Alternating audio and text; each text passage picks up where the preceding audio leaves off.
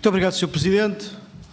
Sr. Teixeira dos Santos, após muitos anos ter terminado as suas funções como Ministro das Finanças, tendo em conta o que se passou entretanto, tendo em conta o desenrolar desta Comissão de Inquérito e tendo em conta a intervenção inicial que fez, tem aqui hoje a oportunidade, para começar, de se mostrar, se quer fazer uma nova avaliação sobre o que aconteceu, se mostrar algum arrependimento sobre o que aconteceu, ou se teria feito alguma coisa de outra forma. Muito obrigado.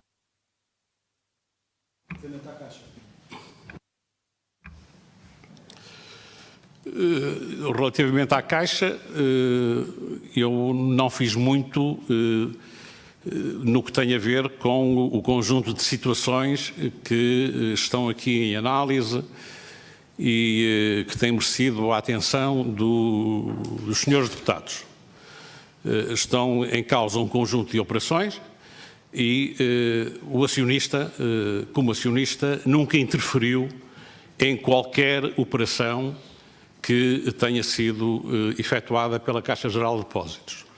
E, portanto, nesse sentido, se é essa área específica que se pergunta se tem ou não algum arrependimento, não há matéria relativamente à qual deva, de alguma forma, sentir necessidade de revisitar e de avaliar se sim ou não deveria estar arrependido. Entendo que relativamente à relação entre o Ministério das Finanças e a Caixa Geral de Depósitos, procurou sempre pautar essa relação no estrito cumprimento daquilo que dispõe a lei, em particular o Código das Sociedades Comerciais, daquilo de que dispõe também o regime jurídico das instituições de crédito das sociedades financeiras e, obviamente, da legislação em geral, a que está sujeita a Caixa Geral de Depósitos enquanto entidade regulada do setor financeiro. Posso concluir, tendo em conta a sua responsabilidade na escolha dos gestores, a sua responsabilidade na garantia da estabilidade do sistema financeiro e a sua responsabilidade como acionista, ou representante do acionista, não se arrepende de nada do que aconteceu ou do que fez.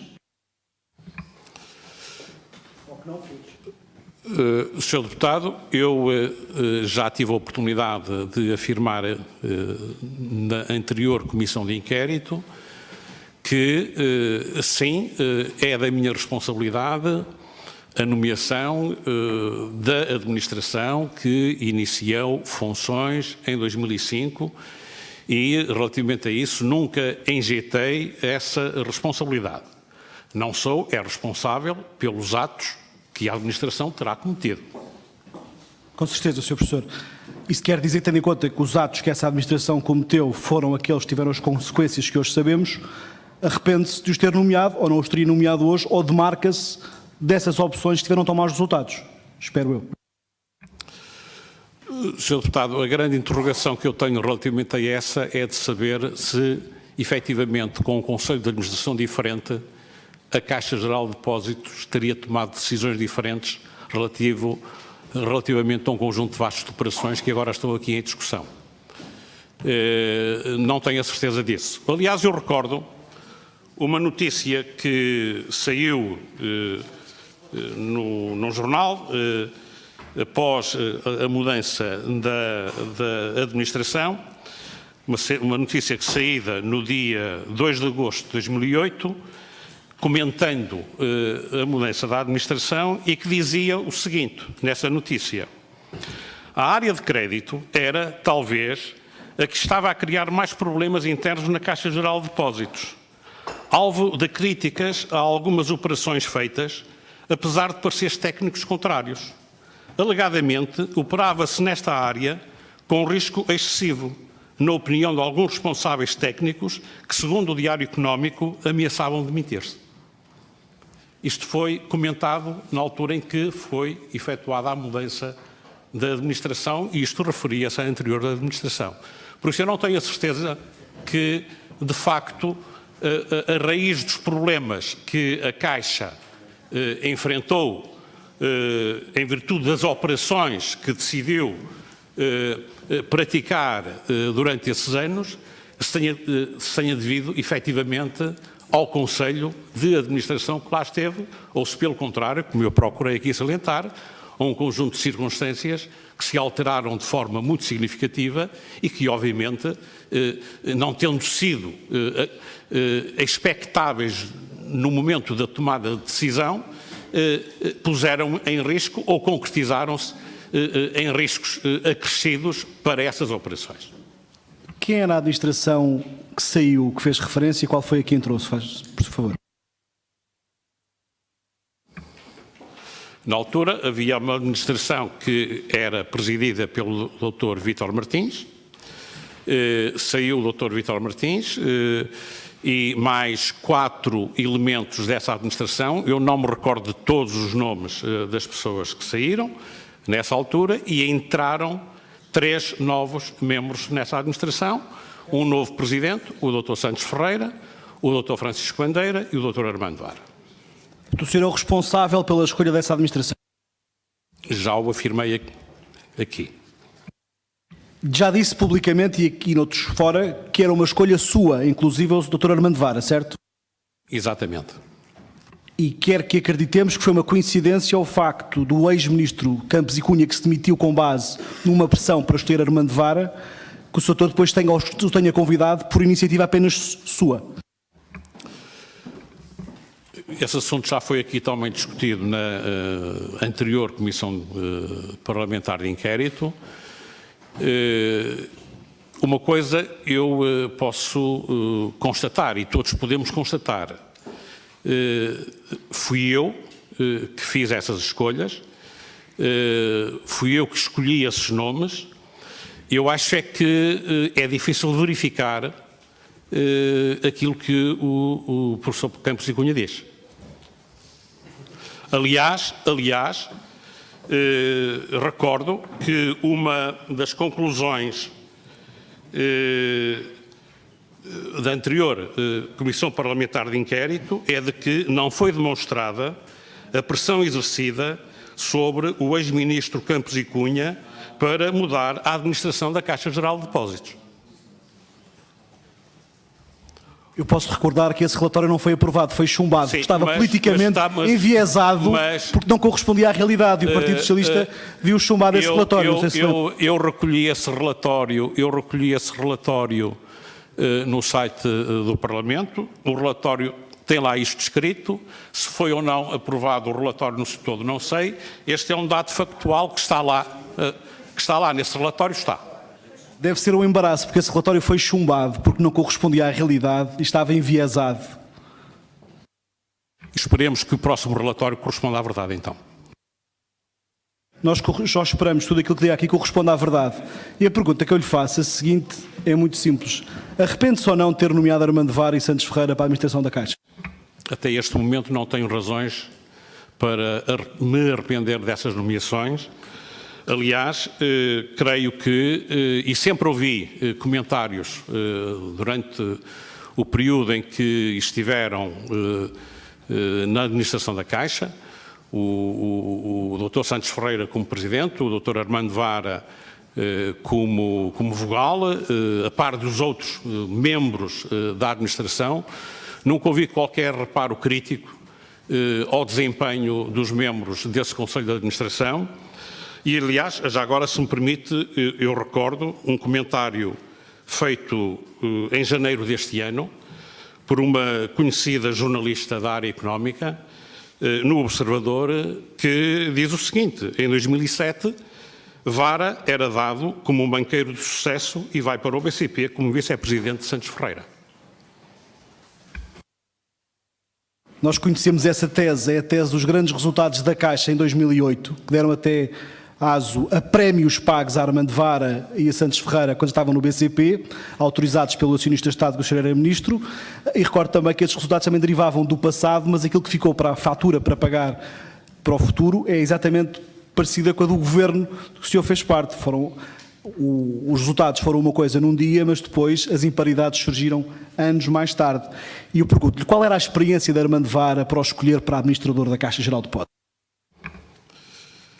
O Dr. Armando Vara tinha experiência na banca, ele já ocupava um cargo de diretor na Caixa Geral de Depósitos E a sua Diretor de que experiência... área, se não é indiscrição? Não lhe sei dizer, mas o Dr. Armando Vara não tinha menos experiência na banca do que outros membros dessa mesma administração que tinham sido nomeados pelo governo anterior. O Dr. Armando Vara é responsável pelo património e segurança. E nessa administração ficou com o pelouro do crédito e das empresas, correto? É o que eu ouvi dizer, mas não foi por decisão do Ministério das Finanças, porque essa é uma matéria que compete exclusivamente à administração, a repartição dos pelouros entre si, aliás, em coordenação com o supervisor que acompanha a atribuição dos pelouros aos administradores das instituições de crédito. Então a responsabilidade é da administração e do Dr. Vítor Constância, do Governador do Banco de Portugal? Não, de forma alguma. A responsabilidade da atribuição dos pelouros é da própria administração, é uma decisão da própria administração.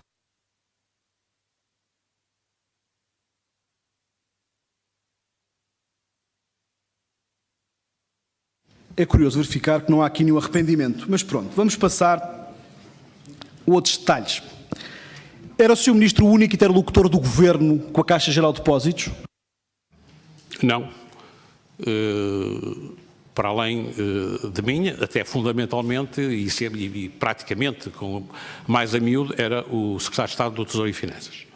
Então era normal que Manuel Pinho interagisse com a Caixa diretamente sem passar por si? Desconheço se havia essa interação. Nós temos factos revelados nesta comissão que dizem que Manuel Pinho interagiu e recomendou o investimento em Laceda e levou o administrador da Caixa Geral de Depósitos para negociar um crédito, uma reestruturação com aerosolos que nem cliente era da Caixa. Manuel Pinho era candidato por Aveiro a deputado uns tempos mais tarde. Como é que comenta isto? Eu não tenho que comentar, é um facto, não tenho que comentar, sou deputado. Surpreende-o? Acha normal?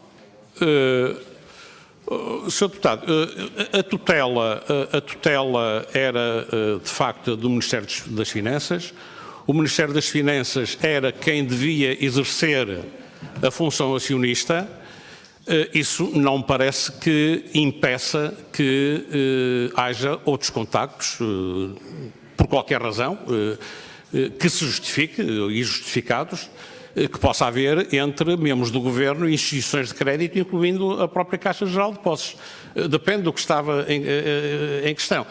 Se eram matérias que tinham a ver com o exercício da função acionista, isso sem dúvida que não seria correto, porque esse exercício da função acionista competiria somente ao Ministério das Finanças, e em particular ao Ministro das Finanças, ou em quem ele delegava essas funções. Não sendo esse o caso, não me parece insólito que possam ocorrer contactos entre os ministérios e instituições de crédito, sejam elas quais forem. Tem noção que uma pressão de um ministro do Governo junto do Banco Público é quase uma instrução? Sr. Deputado, eu não sei que tipo de contacto foi feito, não sei para que propósito, não sei se foram pressões, não faço ideia, portanto não me peça para eu comentar uma coisa que ignoro por completo, não é? Participava na decisão sobre os projetos que tinham um selo de PIN no seu Governo? Não, a Comissão de Acompanhamento dos PINs era representada por vários ministérios, o Ministério das Finanças não estava incluído, não participava nessa Comissão de Acompanhamento. Tinha noção da importância que o selo PIN tinha para a Caixa Geral de Depósitos na aprovação de créditos? Não. Mas não acha que devia ter?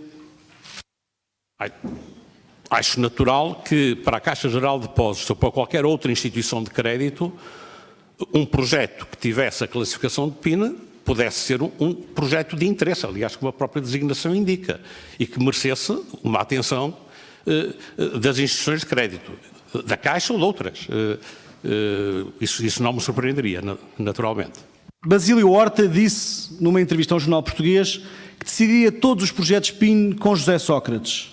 Tendo em conta que a Caixa decidia de forma diferente quando os projetos tinham selo PIN, não acha que é uma irresponsabilidade isso não passar pelo Ministro das Finanças? Sr. Deputado, não passava, o Ministério das Finanças não era chamado a pronunciar-se, não tenho mais nada a dizer quanto a isso. Era o último a saber, mas acha isso normal? Sr. Deputado, era o enquadramento que foi feito, o Ministério das Finanças não fazia parte, se bem me recordo, há aqui uma, salvo erro, uma resolução do Conselho de Ministros de 2005 que já tinha definido qual era a Comissão de Acompanhamento dos Projetos PIN, a Agência Portuguesa para o Investimento, a Direção-Geral da Empresa, a Direção-Geral do Turismo, a Direção-Geral do Ordenamento do Território e Desenvolvimento Urbano, o Instituto do Ambiente, o Instituto da Conservação da Natureza. Mais tarde isto é passado a decreto-lei e basicamente mantém-se esta composição da Comissão de Acompanhamento, da qual não faz parte o Ministério das Finanças. O Ministério das Finanças era somente chamado a pronunciar-se se houvesse matéria de incidência fiscal sobre a qual tivesse que se pronunciar. Não se pronunciava quanto ao mérito e à importância dos projetos, uma vez que esses projetos eram avaliados a nível setorial e o Ministério das Finanças, aqui a sua preocupação era sem dúvida nos aspectos financeiros e particularmente nos aspectos fiscais, que era uma componente importante do enquadramento destes projetos, normalmente. O ex-ministro Vieira da Silva fez um investimento, e atual ministro, fez um investimento na FinPro com vários milhões de euros do Fundo de Estabilização da Segurança Social. Praticamente ao mesmo tempo a Caixa investe na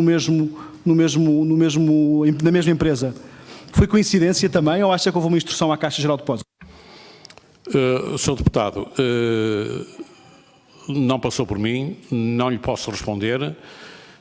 Não pergunto se eu acho ou não, eu quero ser factual, eu não vou dar aqui opiniões, impressões, avaliações subjetivas, acho que estamos à procura de factos que nos ajudem a esclarecer o que se passou, a obter a verdade. Portanto, não me peço opiniões, Quem melhor poderá elucidar isso é de facto a Caixa que tomou essa decisão, portanto eu não estou em condições de o elucidar quanto a isso. Há aqui um conjunto de investimentos feitos pela Caixa que são decididos ou com selo PIN ou com decisões do Ministro da Economia, do Ministro da Segurança Social. E a Caixa segue no mesmo sentido. São demasiadas coincidências. Há aqui um padrão e parece que o único que não sabia era o Ministro das Finanças, o acionista e, sobretudo, o responsável pela estabilidade. Nestes casos em concreto, o Sr. Ministro, afinal, não sabia de nada do que se passava à sua volta e andavam a brincar com o dinheiro da Caixa e dos contribuintes.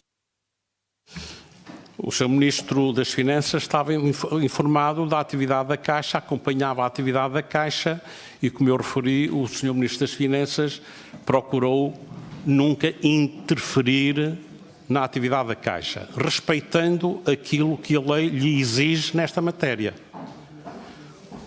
O Sr. Deputado não ignora, de facto, que nessa matéria temos um quadro, no meu entender, claro, segundo o qual a relação entre o acionista e a instituição deve estar enquadrada pelo Código das Sociedades Comerciais. Há bocado eu comecei por referir, com a passagem da Caixa Geral de Depósitos à Sociedade Anónima, deixou de ser um organismo de administração direta do Estado e passou, de facto, a gozar de uma autonomia administrativa, financeira, etc.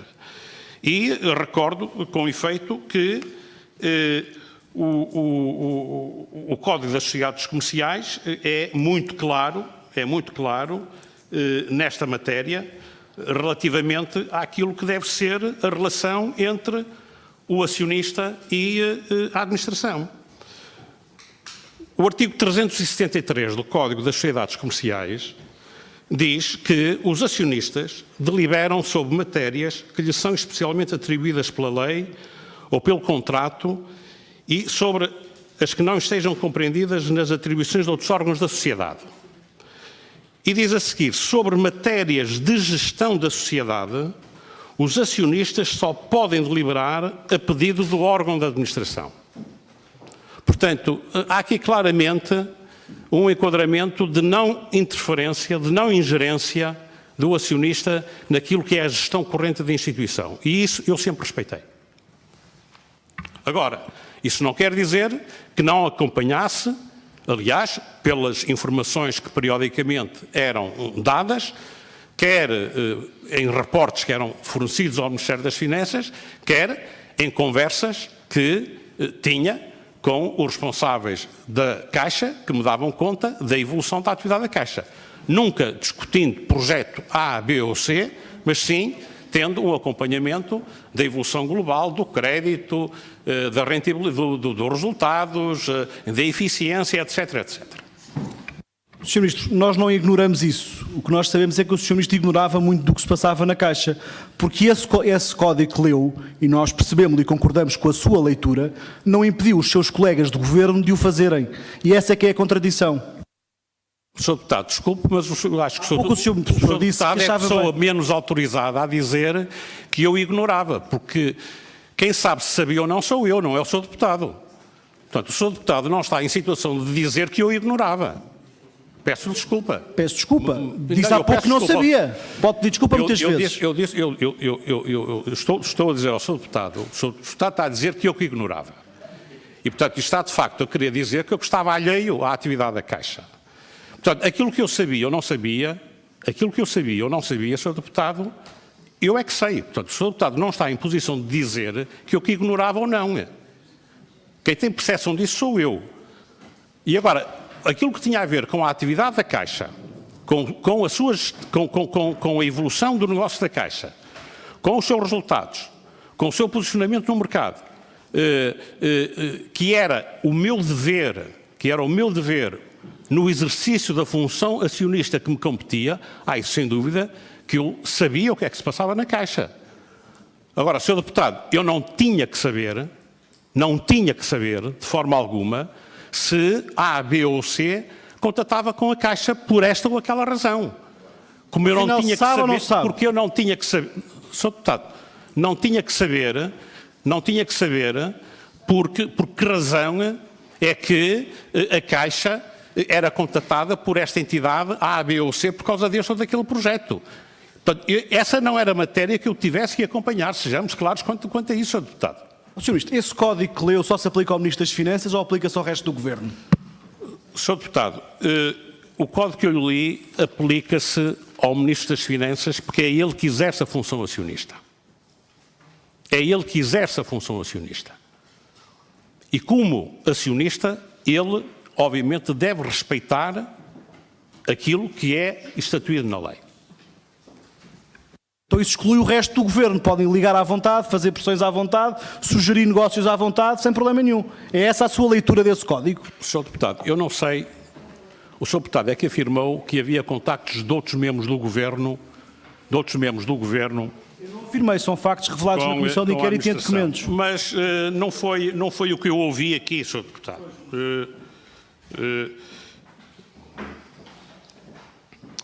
O Dr. Carlos Santos Ferreira, na comissão anterior,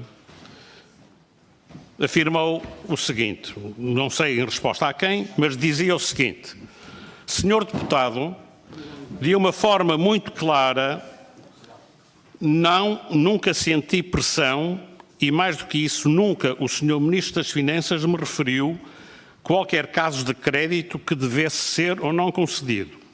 Senhor Deputado, não me recordo de nenhum caso em que tenha tido pressão de algum responsável político sobre um caso concreto em matéria de crédito.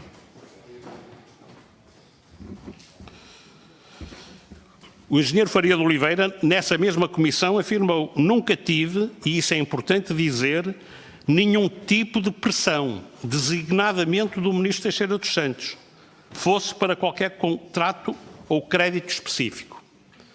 Portanto, os dois responsáveis pela Caixa, enquanto eu fui Ministro, o Dr. Santos Ferreira e o engenheiro Faria de Oliveira, acho que foram muito claros nas afirmações que já aqui fizeram quanto a essa matéria. Não só quanto a mim, como relativamente à existência de pressões de outros membros do Governo. Sr. Professor, Faria de Oliveira, há poucos dias atrás, respondeu a um deputado do Partido Socialista nesta comissão. Quem mandou avançar para lá seda foi o Governo do Partido Socialista. Até nomeou Vieira da Silva. recordar também, é notícia pública, juiz Ivo Rosa ouviu uma escuta que disse que, entre uma conversa entre Laurentino Dias e Armando Vara, que estava já no BCP, que era importante dar um toque ao chefe, José Sócrates, sobre o investimento no autódromo do Algarve. Isto é público. O senhor, afinal, ignorava estas coisas ou sabia? Eu ignoro as escutas que são feitas e ignoro, de facto, ignorava esse facto relatado pelo engenheiro Faria de Oliveira. É a primeira vez que ouço referir essa interferência no sentido do Laceda, mas eu, tanto quanto me recordo, o projeto do Laceda, se não estou enganado, começou antes do engenheiro Faria de Oliveira. Também Manuel Pinho foi arrolado por este assunto, como tendo feito pressão, e também Manuel Pinho, mais uma vez, no caso Aerosolos. Foi tudo revelado nesta comissão de inquérito. O Sr. Ministro é que não sabia. Sr. Deputado, e acha que eu tinha que saber desses contactos?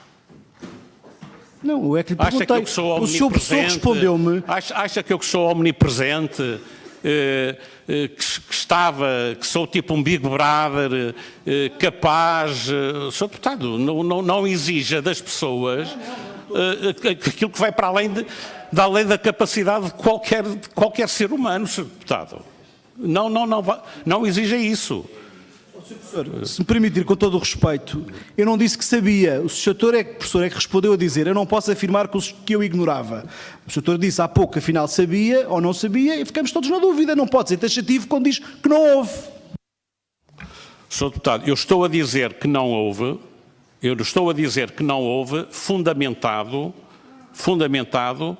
por um lado, na minha experiência, porque por mim testemunho eu e pelo Ministério, por isso testemunho. E relativamente a outros, aquilo que eu acabei de dizer, Sr. Deputado, sejamos claros, é baseado nas declarações dos próprios responsáveis da Caixa, que afirmaram que nunca tiveram pressões. E sejamos claros quanto a isso. As afirmações revelam o contrário. O que fica claro é que o Sr. Ministro das Finanças era sempre, como se diz em Portugal, o último a saber. Mas vamos a outra questão. Disse aqui ao deputado João Almeida, em 2007, que as orientações que a Caixa tinha recebido do Governo era que devia pautar a atividade bancária de avaliação de risco de não sobreexposição, obviamente, a riscos desnecessários ou excessivos. Faria de Oliveira disse que há 3 dias que lhe enviou um e-mail a referir a excessiva exposição da Caixa ao BCP, cerca de 10%. O que é que fez com esta informação? Sr. Deputado, eu por acaso não vi toda a intervenção do engenheiro Faria de Oliveira quando foi há 2 dias ou há 3 dias. Ouvi excertos, por acaso ouvi essa parte e não fora ele mencionar aqui, não me recordaria, como seria natural. Mas também não foi um e-mail, foi uma nota pessoal ao fim de um ano de mandato em que ele pessoalmente manda uma nota fazendo um comentário em geral sobre aquilo que foi a evolução da atividade da Caixa durante esse ano, e aquilo que ele refere era de que iriam no sentido de repor ou exigir o reforço das garantias nesse crédito. Portanto, que refere isso. Aliás,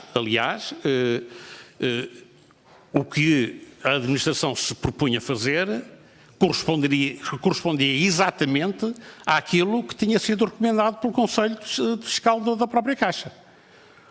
Portanto, acho que aqui não há aqui qualquer intervenção, nem necessidade de intervenção do acionista, porque temos aí, quer o órgão da administração, quer o órgão de fiscalização, estavam perfeitamente alinhados quanto à solução a ser conduzida nisso. Ele menciona, de facto, que era essa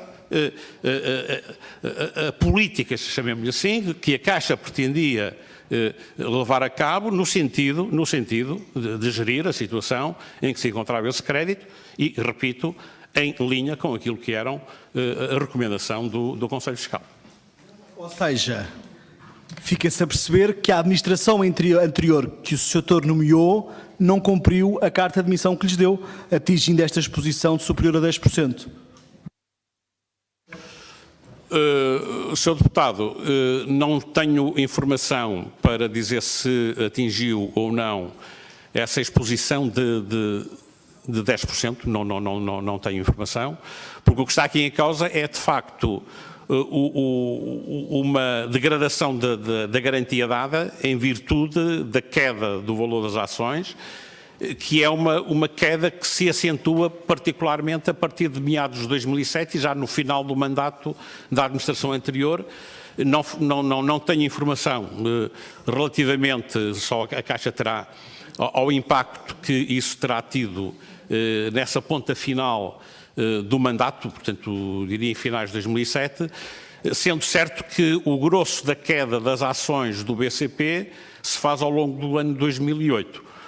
Uma coisa eu sei é que entre junho de 2007 e final de 2008, a ação do BCP caiu 75%. Mais uma razão para evitar uma sobreexposição tão grande ao BCP como aquela que foi decidida pela Caixa. A gestão que é feita pela Caixa, nessa exposição, não é prudente, senão não tinha ficado tão exposta. Sr. Deputado. É isso, se arrepende? Sr. Deputado, os negócios da Caixa, como eu lhe disse, eu entendi que a administração é responsável pelas decisões que toma na condução da atividade da Caixa. Eu não tinha, nem devia intervir, e, portanto, não é agora que eu vou comentar aquilo que a Caixa fez nessa altura. E chama a atenção que a Caixa é uma entidade regulada e supervisionada. E não compete ao acionista exercer esse controle. Aliás, o Sr. Deputado saberá que nos chamados modelos de controle interno há um modelo chamado das 3 linhas de defesa, que são linhas internas. A primeira linha é quem está de facto na frente do negócio, é um dos primeiros cuidados que têm que ser tidos. Depois há uma segunda linha que tem a ver com o compliance, os controlos internos, etc. Há uma terceira linha interna que é a auditoria e externamente há o auditor externo e ao supervisor. Nunca o acionista faz parte do modelo de controle ou intervém nestes modelos de controle. Já percebi que descarta as responsabilidades para a administração da Caixa. É por isso que não nomeou ou não convidou esta administração a continuar no mandato seguinte, tendo em conta que Armando Vara disse aqui que aceitou o convite do BCP porque também não tinha convite para continuar e estava muito perto do final do mandato? Sr. Deputado, eu fui surpreendido no final de 2007 com a decisão do Dr. Santos Ferreira, acompanhado de outros 2 membros da administração, de irem para o BCP. Não me deram tempo a renovar o mandato, porque era a minha intenção convidá-los para renovarem o mandato. Ora, estávamos em finais de 2007. Normalmente, essa é uma questão que se coloca na altura da apresentação de contas, que não ocorre necessariamente. Embora formalmente os mandatos acabem no fim do ano, em boa verdade, a mudança de administração ocorre nas Assembleias Gerais, que ocorre normalmente, por via de regra, seria em maio do ano seguinte. Portanto, nessa altura do ano, ainda estávamos um pouco longe de maio, era a minha intenção, repito, convidar o Dr. Santos Ferreira para continuar, mas tal não foi possível por razões que conhecem. Alguém já aqui disse que a decisão sobre os prémios pagos no ano seguinte a essa administração, apesar dessa deterioração toda, foi uma responsabilidade do acionista. Confirma isto? É, sem dúvida. Prémios pagos a esta administração que estava já no BCP e que deu tantos prejuízos, é responsabilidade sua. Desculpa, não percebi.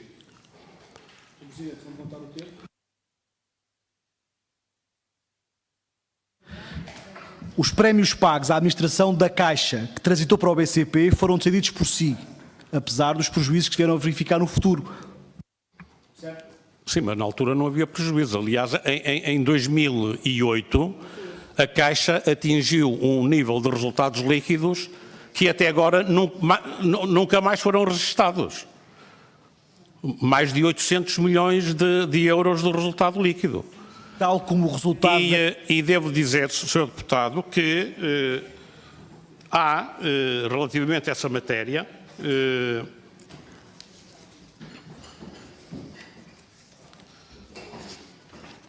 há um enquadramento que tem a ver, em primeiro lugar, o Estatuto do Gestor Público, que contempla a possibilidade de uma remuneração variável aos gestores públicos executivos. E um despacho do Secretário de Estado do Tesouro e Finanças, o despacho 717 de 2007, estabelece e define um conjunto de objetivos a atingir pela administração, dos quais dependia ou não a atribuição de uma remuneração variável. E os objetivos foram cumpridos, se não mesmo ultrapassados. Já agora, o objetivo era para 2007, um objetivo de 825 milhões de resultado líquido e o realizado foi de 856 milhões de resultado. Era um objetivo a distribuição de um dividendo ao Estado de 300 milhões e o dividendo distribuído foi 340 milhões. Era o objetivo de atingir um cost to income de 55,1%, que foi atingido, e de ter um ratio de solvabilidade de 10%, o que foi marginalmente até superado, mas basicamente também foi atingido nos 10%. Portanto, os objetivos que foram definidos para o ano 2007 foram cumpridos e ultrapassados. E é isso que justificou, à luz do Estatuto do Gestor Público, a atribuição de uma remuneração variável. Tem consciência que esses resultados resultaram em enormes imparidades, as maiores de sempre da Caixa, que obrigou à maior intervenção de Estado de sempre na Caixa? Portanto, toda a gente teve dividendos, prémios e os portugueses pagaram a fatura. Tem ao menos consciência disso ou não? Sr. Deputado,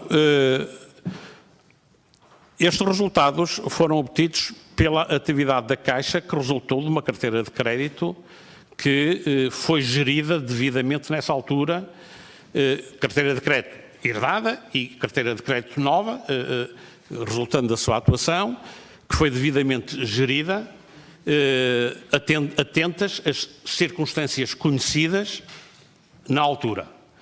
E, portanto, esses resultados na altura, Sr. Deputado, não queira que... o Sr. Deputado está agora a querer dizer que não devia ter pago este prémio. Agora é fácil dizê-lo. Sr. Deputado, agora é fácil dizê-lo.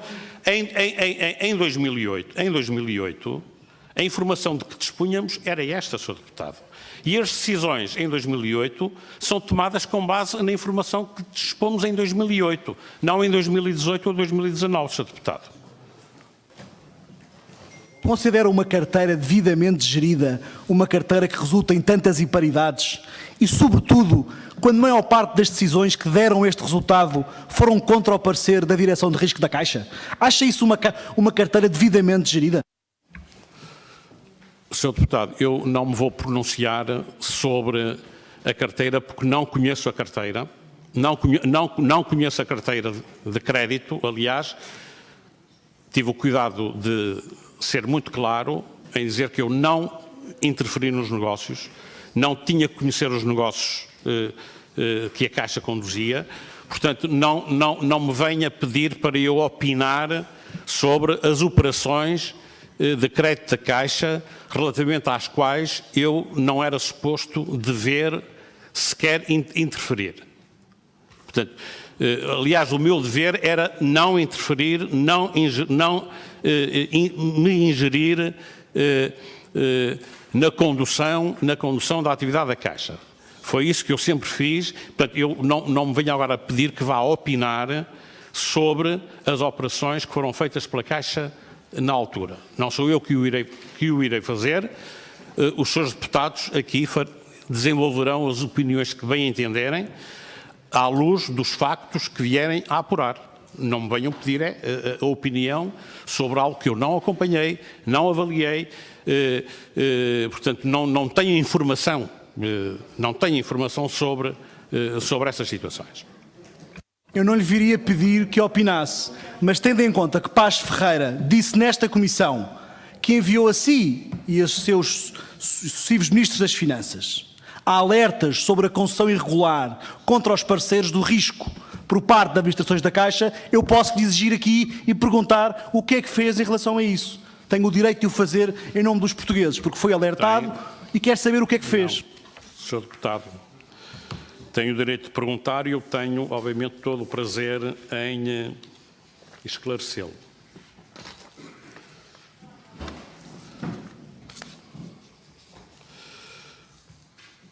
E relativamente a essa matéria, Sr. Deputado, os relatórios que eram enviados ao Ministério das Finanças continham um conjunto de informações que davam conta da evolução da atividade desenvolvida pela Caixa Geral de Depósitos.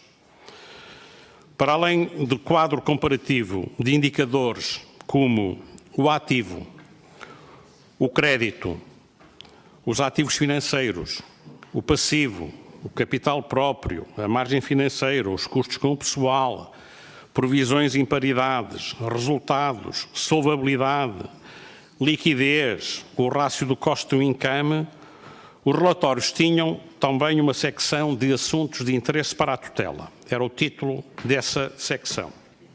E nesta secção dava-se informação sobre aspectos que achavam mais relevantes para os mais relevantes da atividade da Caixa.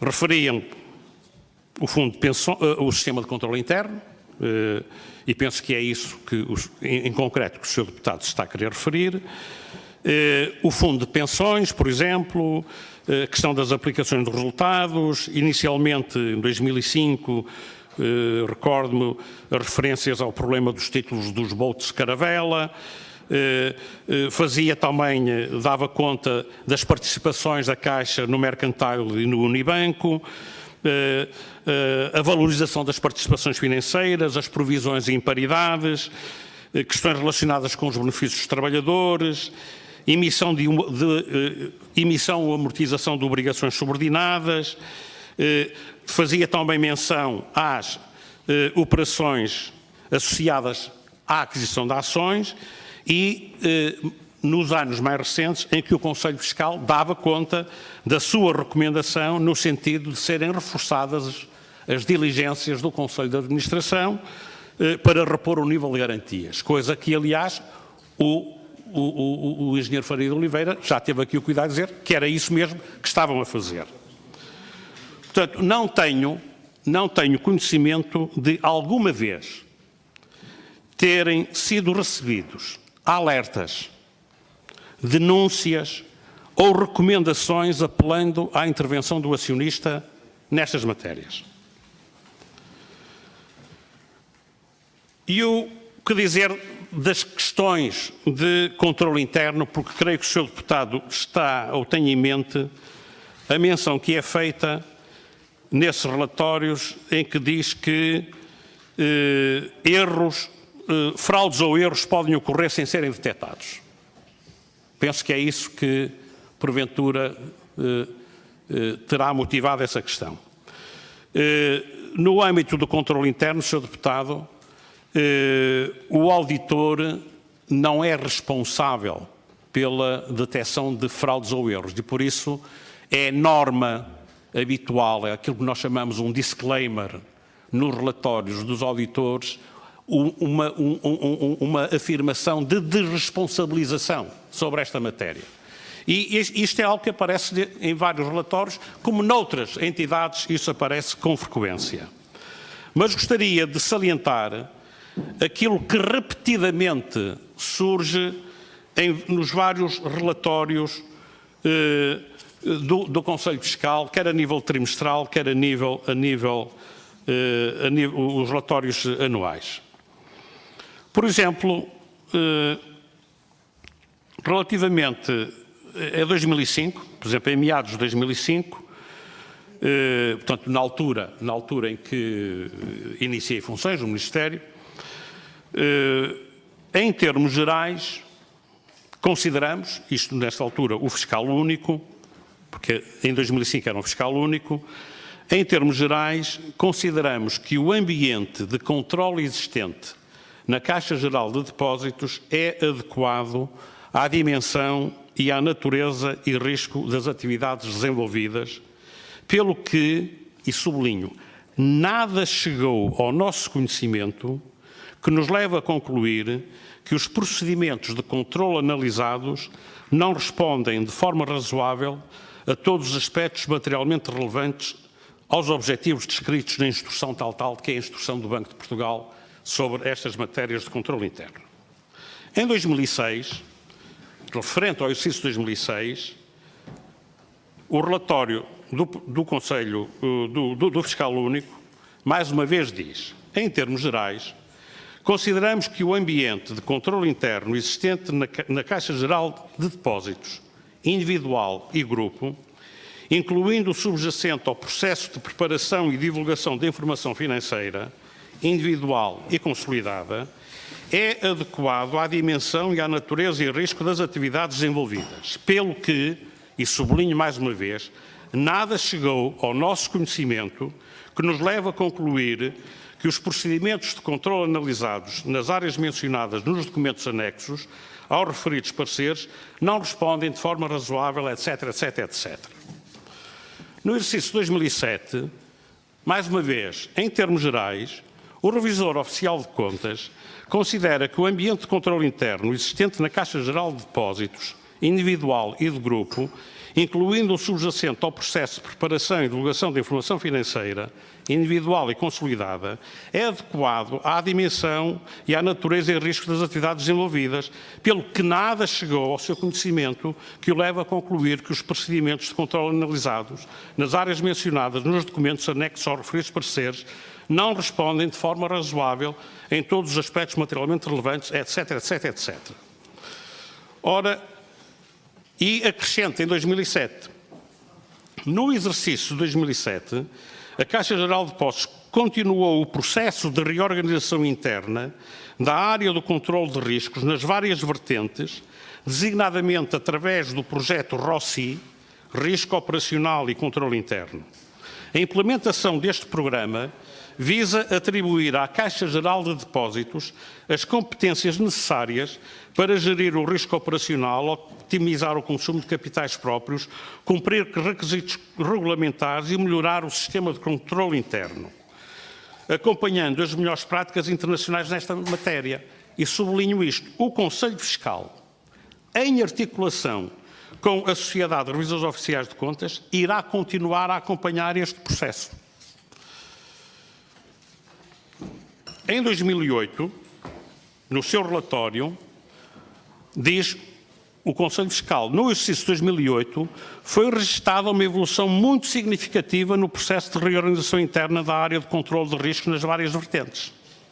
Em 2009, mais uma vez, vem dizer, em termos gerais, o Conselho Fiscal considera que o sistema de controle existente na Caixa é adequado à dimensão e natureza e risco das atividades desenvolvidas. Com efeito, nada se chegou ao conhecimento do Conselho Fiscal que o leva a concluir que os procedimentos de controle analisados não respondem de forma razoável, em todos os aspectos materialmente relevantes, aos objetivos descritos no aviso 5 de 2008 do Banco de Portugal, que era o aviso que regula as questões do controle. E a seguir diz o seguinte, como é natural, há um conjunto de deficiências relevantes e aspectos a melhorar, tanto na atividade individual como na de grupo. O reporte destes aspectos foi feito por áreas funcionais, com indicação da categoria e do grau de risco associado, das suas potenciais implicações, bem como, e permita-me que sublinhe isto, das ações acordadas com o Conselho de Administração, tendo em vista a sua correção. Portanto, quanto a esta matéria, Já agora, se quiser, posso repetir 2010 ou fazer a mesma coisa. Não, acho que não vale a pena. Acho que se calhar já alcancei com quanta referência, Sr. Deputado. Mas, não me leva a mal. Mas, Sr. Deputado, mas isto era só para evidenciar que sobre esta matéria, em boa verdade, o sistema de controle interno estava a funcionar e daquilo que foi reportado ao Ministério das Finanças, nunca foi solicitada qualquer intervenção do Ministério das Finanças. Mas agora, só para terminar, deixe-me esclarecer uma coisa, Sr. Deputado. É que, se alguma coisa fosse reportada, alguma denúncia, algum alerta fosse feito ao Ministério das Finanças, uma de duas coisas seria feita. E eu sei qual era o despacho que faria, porque o fiz noutras situações. É que, se era matéria de ordem criminal, ia para a Procuradoria. Se era matéria que tivesse a ver com questões prudenciais da atividade da banca, ia para o Supervisor, Sr. Deputado. Não, nunca tive nenhuma situação destas, no caso particular da Caixa. O Sr. Professor teve-nos aqui a dizer que Eduardo Paz Ferreira vai mentir a esta Comissão. É a conclusão que eu tiro quando o professor Paz Ferreira disse aqui muito claramente que aquilo que estava denunciado no relatório da UI foi, por ele, dito a vários ministros das Finanças, inclusive ao Sr. Professor. E, portanto, alguém está aqui a mentir e esta Comissão não pode ser um teste do polígrafo. Às vezes daria jeito ter aqui um polígrafo para ver quem é que diz a verdade, porque as versões são bastante diferentes. O que eu gostava de lhe perguntar, para terminar, era uma coisa muito concreta que tem a ver com o BCP. O Sr. Professor há pouco deu a entender que foi surpreendido pela ida destes 3 administradores para o BCP. O Sr. Doutor assistiu a tudo como Ministro das Finanças, verificou... Para concluir, Sr. Deputado.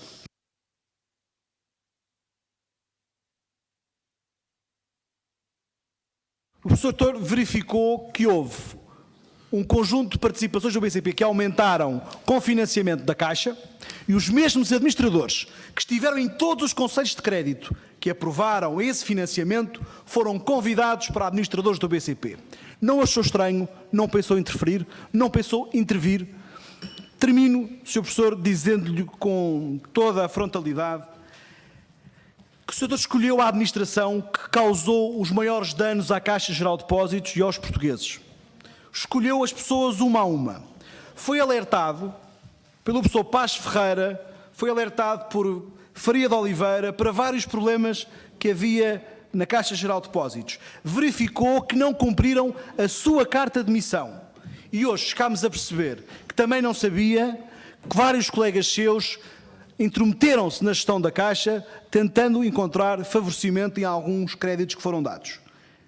E chegamos aqui hoje e não demonstra nem sinal de arrependimento, nem sequer demonstra que se distancia ou que não voltaria a escolher estas pessoas. Isso é estranho, porque nunca nos esquecemos, também foi, e isso eu recordo como positivo, que é assim que devemos, e bem, o facto de ter pedido ajuda quando muita gente tinha medo ou vergonha de a pedir e o país precisava. Muito obrigado.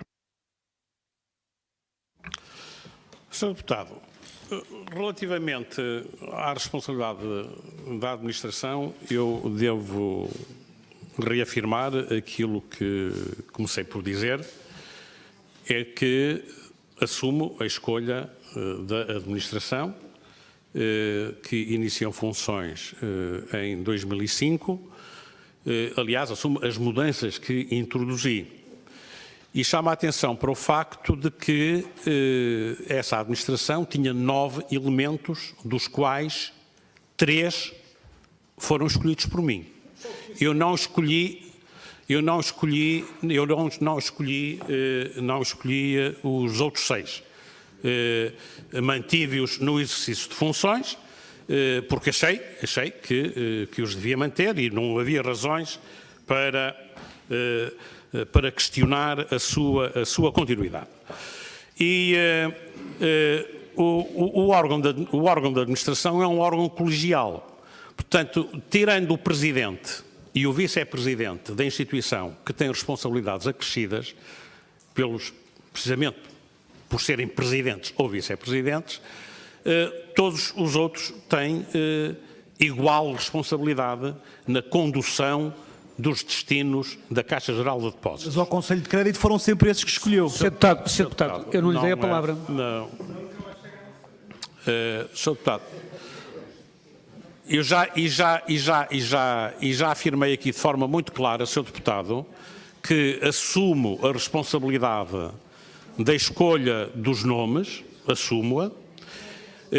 Não assumo é a responsabilidade dos atos das pessoas. Isso ninguém pode assumir isso. Relativamente às questões que refere de ingerência ou de interferência de colegas meus na Caixa, Sr. Deputado, se eu tivesse conhecimento delas nessa altura, certamente eu teria intervindo. Certamente teria intervindo. Pronto. Não tenho dúvidas. Não tenho dúvidas que reagiria a esse tipo de interferência como refere. Se é que houve, mas eu continuo aqui com essas afirmações de que, dos presidentes Santos Ferreira e Faria de Oliveira, de que nunca tiveram pressões de nenhum membro do Governo. Mas, relativamente a arrependimentos, Sr. Deputado,